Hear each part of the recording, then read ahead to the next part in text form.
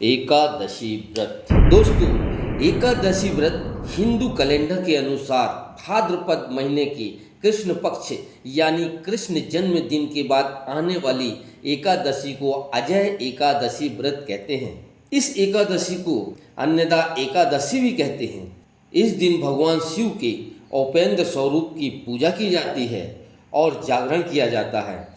इस वर्ष 2023 में एकादशी व्रत कब है, कैसे रखना है, कब पारण करना है और किन किन नियमों का पालन करना चाहिए, आइए हम आपको विस्तार पूर्वक बताते हैं।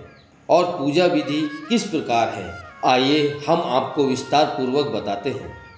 10 सितंबर 2023 रविवार के दिन अजय एकादशी है। इसी दिन व्रत रखा जाएगा। व्रत के एक दिन पहले दशमी तिथि के नियमों का पालन करते हुए तुलसी पत्र भी तोड़कर रख लीजिए, क्योंकि रविवार के दिन न जल चढ़ाते हैं, न छूते हैं और न ही उसे तोड़ा जाता है।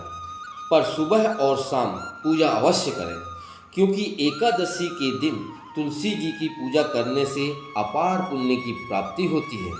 एकादशी शुरू होगी 9 सितंबर शनिवार की शाम 7:19 से और समाप्त होगी 10 सितंबर रविवार की रात 9:28 पर। व्रत रखने वाले साधकों को दशमी तिथि को शुद्ध सात्विक भोजन करना चाहिए और एकादशी के दिन संकल्प लेकर 10 सितंबर रविवार को सुबह पारण करना चाहिए। इस दिन सूर्य उदय 6:15 और शाम को सूर्य अस्त 6:32 पर होगा। ब्रह्म मुहूर्त सुबह 4:39 से 5:27 तक रहेगा और अभिजीत मुहूर्त 11:59 से 12:48 तक रहेगा। ब्रह्म मुहूर्त का समय रहेगा सुबह 4:30 बजे से लेकर 6 बजे तक। राहु काल का समय रहेगा सुबह 4 बजे से लेकर शाम 6 बजे तक। राहु काल के समय कोई भी शुभ कार्य और दान दक्षिणा नहीं करना चाहिए। द्वादशी तिथि शुरू होगी 10 सितंबर रविवार की रात 9:29 से और समाप्त होगी 11 सितंबर सोमवार की रात 11:52 पर। हरिवास का समय शुरू होगा रविवार की रात 9:29 पर और हरिवास का समय द्वादशी तिथि के पहले ही 5-6 घंटे का समय होता है। 11 सितंबर सोमवार को द्वादशी तिथि के दिन सूर्य उदय 6:15 पर होगा और सूर्यास्त 6:31 पर ब्रह्म मुहूर्त खत्म होगा। ब्रह्म मुहूर्त सुबह 4:39 से लेकर 5:27 तक रहेगा। सितंबर सोमवार राहु काल का इस दिन समय रहेगा 7:30 से लेकर 9 बजे तक। अब जाने एकादशी व्रत खोलने का समय।